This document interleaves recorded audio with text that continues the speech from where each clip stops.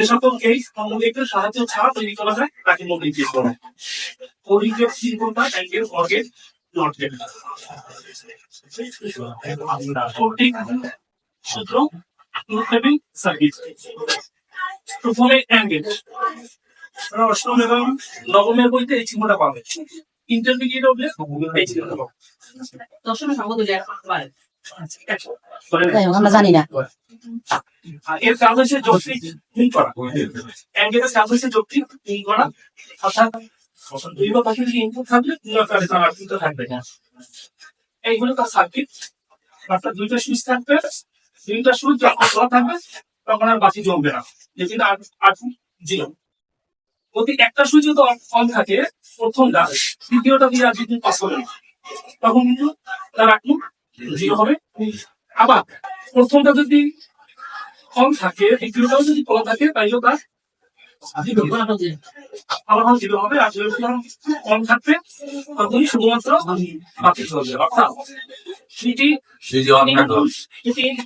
সুইচে যখন জিরোটা অন থাকবে শুধু সেই ক্ষেত্রেই তার আউটপুটটা অন হবে, অন্য সকল ক্ষেত্রে তার আউটপুট শুরু হবে। অর্গেটের চিহ্ন এই আমি পরে আসলে এই চিহ্ন পাবে। অর্গেটের কাজ হচ্ছে যৌক্তিক যোগের কাজ। যেটা পদ্ধতির ইনপুট থাকলে যোগ অনুসারে এটা কাজ করবে। অর্থাৎ জিরো জিরো যোগ করলে জিরো, জিরো ওয়ান যোগ করলে one, one zero one, one one one. অর্থাৎ যেকোনো একটা ইনপুট যদি অন হয় তখন তার আউটপুট অন হবে, অন্যথায় জিরো হবে। এই মতো সার্কিট এটি যখন অফ থাকবে তখন আর বাতি চলবে না, অর্থাৎ আউটপুট জিরো হবে। প্রথম যখন একটা আমরা ধরি উপরেটা যদি অন করা হয় তখন আমার কিন্তু উপরে লাগে পাস হবে, নিচেরটা না বাতি চলবে। আবার যদি উপরেটা খোলা থাকে নিচেরটা যদি লাগানো থাকে অন থাকে তাহলে উপরে যাওয়ার দরকার নিচ থেকেই যেতে পারে। আর যদি জিরোতেই অন করা থাকে তাহলে আমার বাতি আমার বিদ্যুৎ যে কোনো লাইন থেকেই সে যাবে এবং জ্বলবে।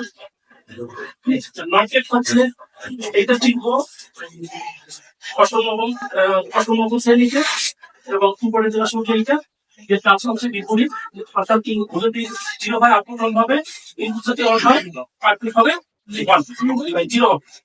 এই তো স্যার, ধন্যবাদ স্যার। স্যার আসলে সবকিছুই আছে।